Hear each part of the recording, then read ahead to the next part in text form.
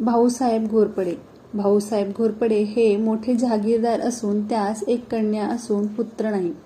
त्याबद्दल त्यांची श्री समर्थास विचारले. श्रीने उत्तर दिले, हरिवंश ऐका म्हणजे मुलगा होईल. पुढे त्याने हरिवंश ऐकल्यावर त्यास मुलगा झाला. भाऊसाहेब तीर्थयात्रा करीत असता पुन्हा एक वेळ अक्कलकोटास आले होते.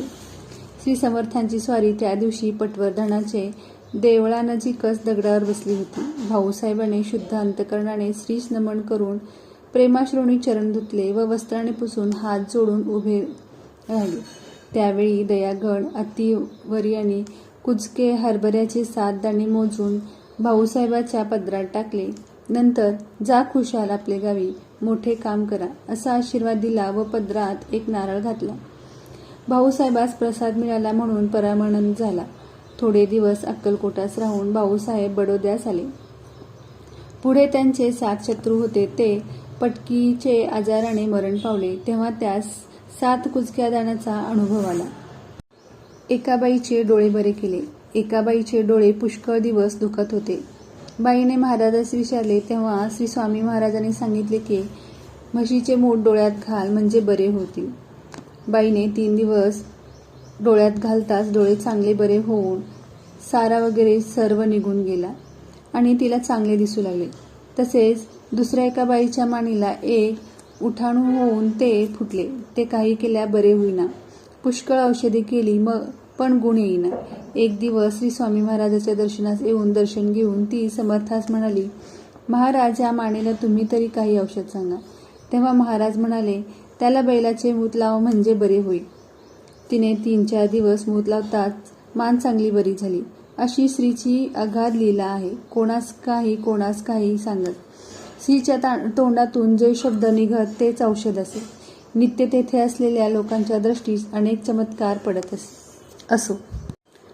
गणेश बल्लाळ मुळेकर. गणेश बल्लाळ मुळेकर हे गृहस्थ पूर्वी कोर्टात बेलीफ होते. त्यांचा कलेक्टरच्या ऑफिसात त्यांच्या बंधूंनी खटपट करून कारकुनाच्या जागेवर नेले. पुढे त्यांचे अक्षर वाईट म्हणून ती जागा कलेक्टरने त्यांना दिली नाही व इकडे बेलिफाची जागाही गेली आणि त्यांना निव्वळ घरी बसावे लागले. अशा स्थितीत अशा संकटसमयी मानवाधिकाऱ्याकडे हंजी करण्याची पंचायत न करता त्यांनी श्री समर्थाकडे धाव घेतली. गणपतराव अक्कलकोटास गेले त्या दिवशी श्री दयागणांची स्वारी रस्त्यावरच विराजमान झालेली त्याच्या दृष्टीस पडली. आहा, दत्तमूर्ती पाहून गणपतरावाच्या आनंदास पारावर नाहीसा झाला. साष्टांग नमस्कार घालून त्यांनी प्रेमाश्रूने त्यांचे चरण धुतले. काही वेळ ती आनंदमूर्ती पाहून त्यांना परम समाधान वाटले. मग गावात जाऊन नैवेद्याची तयारी करून श्री सान्निध्यास घेऊन आले. तो पावतो समर्थांची स्वारी खासबागेत विहिरीनजीक जाऊन विराजमान झालेली होती. यावेळेस महाराजांची तमोवृत्तीचा स्वीकार केला होता. आसपास 100 कदमावर कोणास फिरकू देत नव्हते. नैवेद्य सेवेकराने पुढे केल्याबरोबर गाली प्रदान करू लागले. तेव्हा गणपतरावास नैवेद्य सेवेकरांनी स्वाधीन करून परत जावे लागले. मग 3रे प्रहारी गणपतराव पुन्हा दर्शनास गेले. त्यावेळेस शांतवृत्ती होती. पादसेवेत वगैरे थोडी सेवा त्यांनी केली असो. त्यांनी नोकरी गेल्याबद्दल समर्थांना विचारावे म्हणून रोज 5-4 वेळा श्री समर्थाजवळ येऊन 4 घटका बसत असत. परंतु ते तेज पाहून त्यास विचारण्याचा धीर होईना. एक दिवस एका सेवेकरीने गणपतरावास सांगितले की उद्या रामनवमी आहे, करिता फराळास अर्धा मण दही घेऊन द्या. गणपतराव म्हणाले, माझे एक काम कराल तर मी तुम्हास दही देईन. सेवेकरी म्हणाला, काय काम? गणपतराव म्हणाले, माझी नोकरी गेली आहे, त्याबद्दल महाराजास विचारावयाचे आहे. सेवेकराने तात्काळ श्री प्रभुरायांना विचारले, महाराज यांची नोकरी गेली आहे, ती केव्हा लागेल? महाराज म्हणाले, नोकरी लागली आहे, जा. हे ऐकून गणपतरावास समाधान वाटले, पण थोडी शंका राहिली. पुन्हा सेवेकरास विनंती केली की किती रुपयाची नोकरी लागेल असे विचारा. त्याने तात्काळ तोही प्रश्न केला, महाराज नोकरी किती रुपयाची लागेल? महाराज म्हणाले, 1,00,000 रुपयाची लागेल, जा. हा आशीर्वाद ऐकून गणपतरावास परमानंद वाटला. सेवेकरास 8 आण्याचे दही घेऊन दिले. गणपतरावाजवळ खर्चाची पंचायत होती. त्याने गाणगापुराचे यात्रेपुरतेच पैसे साठवले होते. थोडे दिवस राहून गाणगापुरात जावयास निघाले. श्री स्वामी महाराजाच्या दर्शनास जाते वेळेस नारळ न घेता पैशाच्या खारका मात्र घेतल्या. त्यावेळेस नारळ 4 आण्याचे झाले होते. असो, खारका पुढे ठेवून नमस्कार केला. तो महाराज म्हणाले, जा नारळ घेऊन ये. मग नारळ आणून दर्शन घेतले आणि निघाले. खर्चाच्या पैशात 4 आणे कमी झाले म्हणून थोडेसे वाईट वाटले. पुढे गाणगापूरच्या रस्त्यात त्यास 8 आणे सापडले. तेव्हा लक्षात आले की 4 आण्याचा नारळ घेतला, पण महाराजांनी 4 आण्याच्या दुप्पट 8 आणे दिले. मग गाणगापूरची यात्रा वगैरे करून घरी आल्यावर ज्या दिवशी महाराजांनी चाकरी लागेल म्हणून सांगितले, त्या दिवशी सोलापूर कचेरीतून त्यांना 15 रुपयाच्या कारकुनाच्या जागेवर नेमणूक केली असा हुकूम आला होता. थोडे महिन्यांनी असिस्टंट कलेक्टरचे ऑफिसात 20 रुपयाची जागा मिळाली व त्याची नेमणूक अक्कलकोट पोलिटिकल एजंट साहेब यांच्या कचेरीत झाली. त्यामुळे श्री समर्थाचे दर्शन वारंवार होऊ लागले व स्वामी महाराजावर त्यांची भक्ती दिवसेंदिवस जास्त वाढू लागली. कारण स्वामीच्या अंतसाक्षीत्वाबद्दल व अतर्क सामर्थ्याबद्दल त्यांची खात्री झाली होती. पुढे 5 वर्षातच गणपतराव अव्वल कारकून होऊन त्याच साली मामलेदार झाले.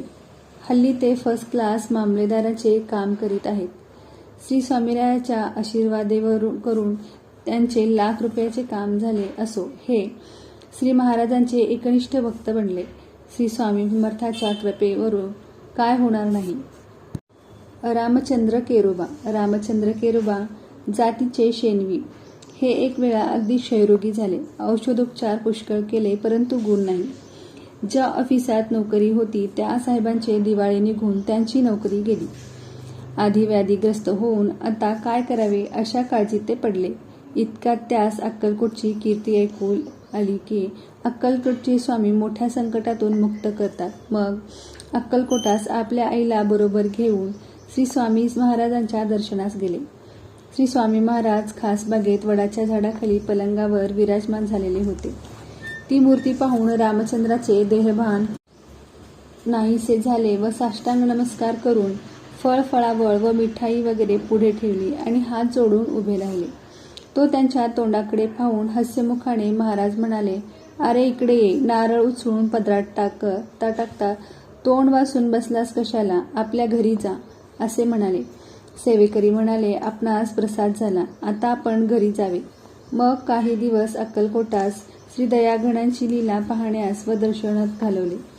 काही अल्पसेवा करून श्री स्वामी महाराजांचा निरोप घेऊन ते मुंबईस परत आले.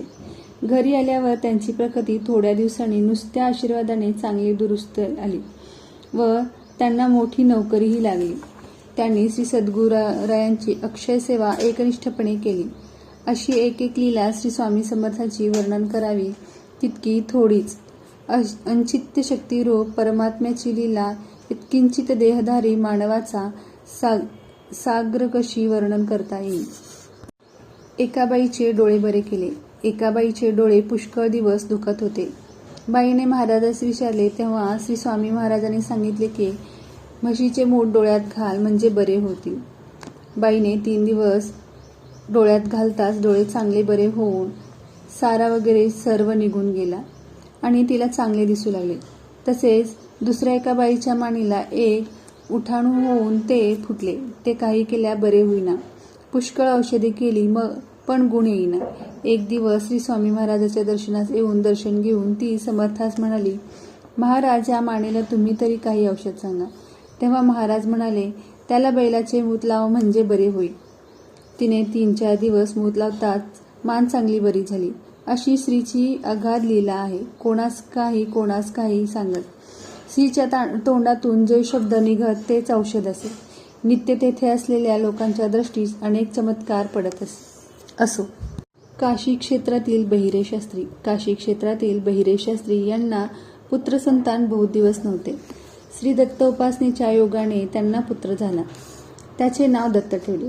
पुढे शास्त्री बुवा ज्योतिषशास्त्रात चांगले निपुण असल्या कारणाने पत्रिका वर्तवली. त्यात पुत्राचे आयुष्य 14 वर्षाचे असे गणित आले. तेव्हा उभयतास मोठी चिंता उत्पन्न झाली. सायासाने संतती झाली आणि त्या संततीचा असा परिणाम त्यांनी तेथील एका सत्पुरुषाला विचारले. तेव्हा त्यांनी सांगितले की अवतारी पुरुषाची सेवा जर कराल तर या संकटातून मुक्त व्हाल. तेव्हा शास्त्रीबुवांनी विचारले की हल्ली असे अवतारी पुरुष कोठे आहेत. त्या सत्पुरुषाने सांगितले की मी थोड्या दिवसापूर्वी अक्कलकोटास अवतारी पुरुष पाहिले आहे, तेथे तुम्ही जा. असे शास्त्रीबुवांनी ऐकून ते स्त्री पुत्र अक्कलकोटास आले. त्रिवर्गांनी महाराजांचे दर्शन घेतले. मोठे समाधान झाले. 4 वर्ष शास्त्रीबुवांनी व त्यांच्या कुटुंबांनी एकनिष्ठ सेवा केली. तो कालनिर्मित दिवस प्राप्त झाला. खासबागेत महाराज बसले असता ही त्रिवर्ग तेथे दर्शनाकरिता आली होती. आणखीनही पुष्कळ मंडळी होती. इतक्यात तो मुलगा थरथर कापू लागला. डोळे पांढरे करून धाडकन जमिनीवर पडला. शास्त्रीबुवास महाराजांनी तीळ आणण्यास सांगितले. तेव्हा गणित ताळा आणि स्वामीरायाच्या बोलण्याचे भविष्य समजून शास्त्रीबुवा फारच घाबरले व उभयतांनी मोठमोठ्याने रडून श्रीचरणी मिठ्या मारल्या व ती दोघे महाराजास फारच अळवू लागले की महाराज 4 वर्षे आपली सेवा पुत्रप्रित्यार्थ केली असून शेवटी व्हायचे तेच झाले. असे नाना प्रकारे प्रभूला विनवू लागले. तेव्हा महाराज दयाघना म्हणाले, अरे रडता का? जा, साखर आणि तीळ त्याच्या तोंडात घाला. तेव्हा लगेच साखर तीळ मुलाच्या तोंडात घातली. त्यासरसी मुलगा खडकन उठून बसला. मग शास्त्रीबुवाच्या आनंदास काय विचारावे. अशा प्रकारे काळाच्या तोंडातून शास्त्रीबुवाच्या मुलास स्वामी समर्थांनी सोडवले. काही दिवस राहून शास्त्रीबुवा आज्ञा घेऊन काशी क्षेत्री निघून गेले.